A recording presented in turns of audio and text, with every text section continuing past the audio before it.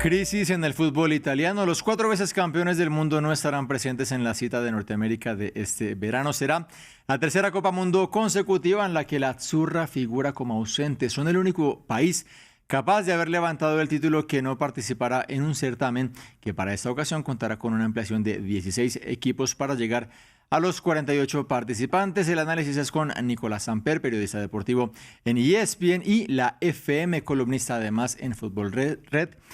Nicolás Samper, muchas gracias por estar con nosotros. Lo primero es que en las últimas horas esta situación se cobró la cabeza de Gennaro Gattuso, ex campeón del mundo como jugador, que dimitió como seleccionador. ¿Qué ocurre en el fútbol italiano? ¿Cómo se explica este mal momento en un país con tanta tradición? Hola Juan, buenas tardes, gracias por la invitación y yo creo que se debe resumir en tres palabras y es pérdida de identidad. El fútbol italiano perdió por completo su identidad. Hablabas de Gennaro Gattuso como el último entrenador. Si observamos la dinámica de técnicos en el fútbol italiano o en la selección italiana, desde 1910 hasta 2006, la selección italiana tuvo 15 entrenadores, lo que habla de una congruencia en un trabajo. Del 2006 al 2026, incluyendo a Gattuso, por supuesto, lleva 9 entrenadores, lo que habla un poco de cómo se fue perdiendo el camino, curiosamente, luego de aquella victoria épica de los italianos en Berlín frente a Francia. Creo que la pérdida de identidad y la pérdida de identidad en muchos otros valores, los dueños de los clubes no son los mismos, se habla también de los oriundi o los nacionalizados como perjuicio de los italianos para disputar partidos en sus clubes. Hay muchos efectos que tienen que ver con la pérdida de identidad general del fútbol italiano y yo creo que ahí radica hoy por hoy el problema. Renunció Gattuso, renunció también el presidente de la Federación Italiana, renunció Gianluigi Buffon como jefe de la delegación de la selección. ¿Cómo cree usted que debe ser esa reconstrucción del fútbol italiano? ¿Por dónde pasa rehacer a esta selección?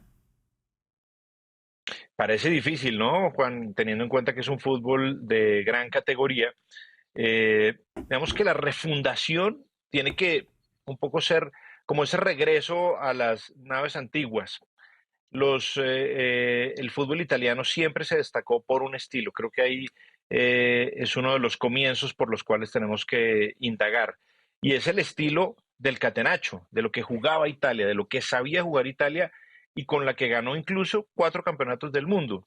En algún instante, después del 2006, que ganan el título del mundo, hay un cambio de idea futbolística, tal vez entendiendo que los jóvenes no se interesaban tanto en el balompié de Italia y llegan entrenadores con nuevas ideas. Llega Roberto Donadoni, llega Cesare Prandelli también y dicen, llega Antonio Conte y dicen tenemos que cambiar la manera de jugar del fútbol italiano porque resulta aburrida, aburrida entre comillas, porque era un fútbol que daba muchos resultados. Sin embargo, al cambiar esa identidad, hoy Italia no sabe a qué juega. Y eso yo creo que es el gravísimo problema. Cuando uno tiene la identidad clara de una nación, de un deporte, de su cultura, de una cantidad de cosas, cuando esa identidad está muy clara, eso no se debe cambiar. De hecho, es un poco la huella digital, el sello distintivo de un país frente a su música, su cultura, su fútbol, en fin, tantos fenómenos que podemos nombrar acá. Italia decidió en algún instante hacer un cambio radical frente a lo que les había salido muy bien siempre. Y bueno, hoy creo que se pagan las consecuencias. Así que tendría que volver Italia a jugar a lo que sabe hacer, saber cuáles son sus debilidades y sus fortalezas, que eso lo tenía claro hasta hace 20 años. De ahí en adelante, el camino se fue refundiendo.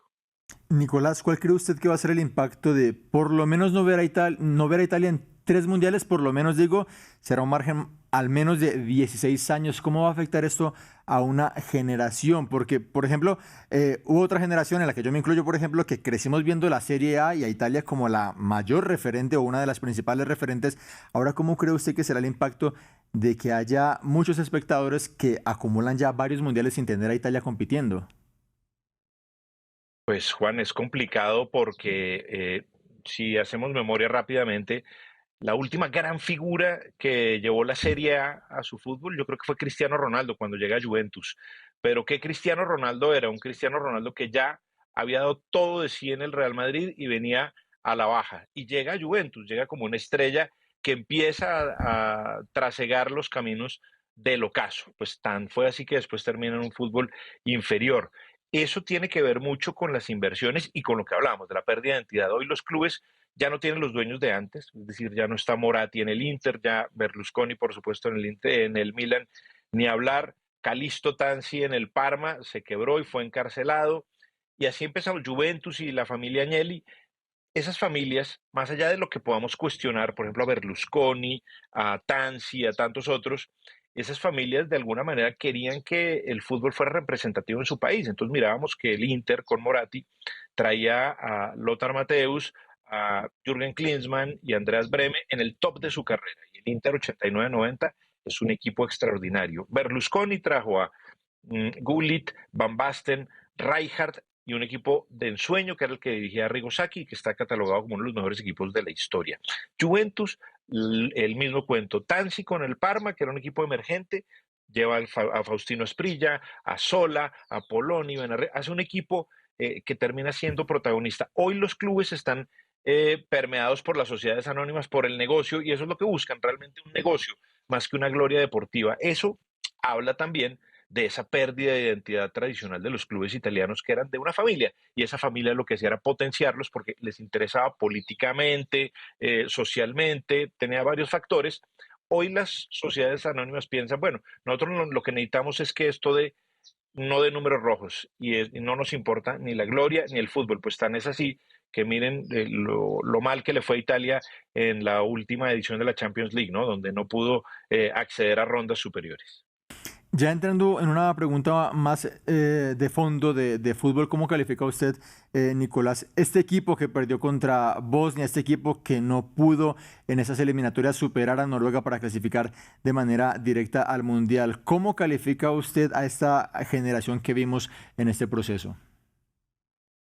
Hay una evidente pérdida de calidad gigante que tiene que ver un poco con las pocas oportunidades que tienen los jugadores. Sí, yo hice la tarea de hacer como un comparativo entre aquel equipo italiano que gana en el 2021 la Euro y este que es eliminado por Bosnia. Solamente hay 3 jugadores de aquella selección campeona del 2021 titulares que sobrevivieron de ese triunfo a hoy, que fueron, aquí lo tengo en un papel, aquí miren, ahí hice la tarea, Donnarumma, Spinazzola, que entró en el segundo tiempo, Di Lorenzo y no más, no hay muchos jugadores más.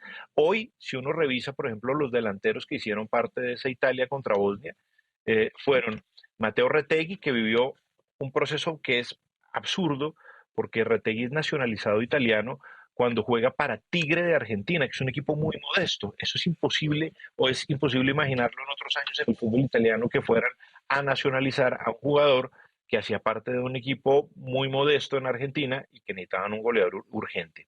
Y Kim, que es el otro delantero que estuvo en el partido contra Bosnia presente, pues Kim es un jugador que lleva 8 goles en la Serie A hasta ahora, hace parte de la Fiorentina y la Fiorentina hoy está peleando descenso. No es un equipo protagonista ni siquiera en su propia liga. Eso habla de la evidente pérdida de calidad del fútbol italiano. Si hablamos del último gran proyecto futbolístico, por ejemplo, Juan, hay que hablar de Chiesa. Chiesa en la Eurocopa del 2021 fue extraordinario, su influencia dentro del equipo resultó importantísima y se va a jugar al Liverpool y en el Liverpool termina siendo suplente, lo que habla un poco de no sabemos si Chiesa era tan importante como no lo imaginábamos, termina siendo suplente de jugadores que hacen parte o de nacionalidades que son en este caso inferiores futbolísticamente, al menos en teoría, que Italia, porque fue suplente de Luis Díaz cuando estuvo Luis Díaz en Porto, fue suplente de Cody Gakpo, que es de Países Bajos, fue suplente de el fallecido Diogo Jota. Entonces, eso habla también de que el fútbol italiano en general, por la falta de oportunidades que tienen los jóvenes, por el tema Ley Bosman, hay muchos extranjeros que ocupan, y no siempre extranjeros de gran calidad, pues le quitan el puesto a los jugadores que van surgiendo y eso hace que evidentemente pues no haya jugadores tan brillantes como, no sé, la selección del 2006, que fue muy cuestionada por su juego, pero que tenía jugadores, no sé, como Totti y Pirlo, por poner un ejemplo, que hoy no tiene esa selección italiana. Para terminar, llama la atención que esta crisis del fútbol tiene lugar en un momento en donde Italia está brillando en muchos otros deportes. En los Juegos Olímpicos de París 2024 fueron cuartos, en los Juegos de París 2024 fueron novenos, en los Juegos de Invierno Milano Cortina fueron cuartos en el medallero. Yannick Sinner, uno de los grandes tenistas del momento, Kimi Antonelli está peleando actualmente el Mundial de Fórmula Uno. Parece que hay fondos, hay inversión en el deporte, pero por alguna razón se desconectó del fútbol. Hay una base de contravía clarísima, Juan, en esa ecuación del fútbol italiano hoy, y es que hoy revisamos las nóminas, por ejemplo, del fútbol italiano, y son equipos que si tienen una figura, es una figura, un poco lo que hablábamos con Cristiano Ronaldo, son figuras envejecidas, como Luka Modric, que vino después de triunfar en el Real Madrid y hoy hace parte del Milan y hoy hace diferencia Luka Modric en el Milan teniendo 40 años. Y así podemos revisar cada uno de los ejemplos, así que si hablamos, por ejemplo, de los equipos grandes que tienen representación, pues son equipos que no están funcionando porque evidentemente ese cambio que hablábamos de la economía de los clubes en Italia lleva a que las sociedades anónimas quieran tener negocios y tener ganancias a partir de lo que están haciendo. Digamos que la gloria puede esperar, según los que llevan los números en las grandes empresas y los grandes capitales. Para ellos los números pueden esperar. Para el hincha, que ha visto cómo el fútbol italiano va decayendo, porque hablábamos al comienzo de la nota de la ausencia de Italia en 3 mundiales. Y si le sumamos que desde el 2010 y 2014 no pasaron de la primera ronda, pues hay que alarmarse profundamente. Todos esos resultados, y volvemos al asunto de la pérdida de identidad, que no solamente es por los Oriondi, ojo, porque en el año 34 Italia gana la Copa del Mundo, claro, con influencias externas de Mussolini, pero ellos nacionalizaron a Luis Monti, a Raimundo Orsi, a De María, a una cantidad de futbolistas argentinos que le dieron mucha calidad porque eran jugadores realmente brillantes. Hoy el fútbol italiano atraviesa una crisis gigantesca de identidad. Tiene que volver a encontrar lo que fue, porque, y volvemos a hablar, esa identidad que ha encontrado en otros deportes, ese lugar al que el hincha se puede aferrar, que son otros deportes, pues ha perdido el fútbol esa preponderancia y esa importancia al ver que no son tan competitivos. Si ellos dan una vuelta y un giro y regresan a sus fuentes, es probable que la sensación cambie. Ahora, ¿cómo volver a esas fuentes? Ahí está la pregunta que tienen que desarrollar los hombres que hoy por hoy encabezan el manejo de la incendiada Federación Italiana de Fútbol.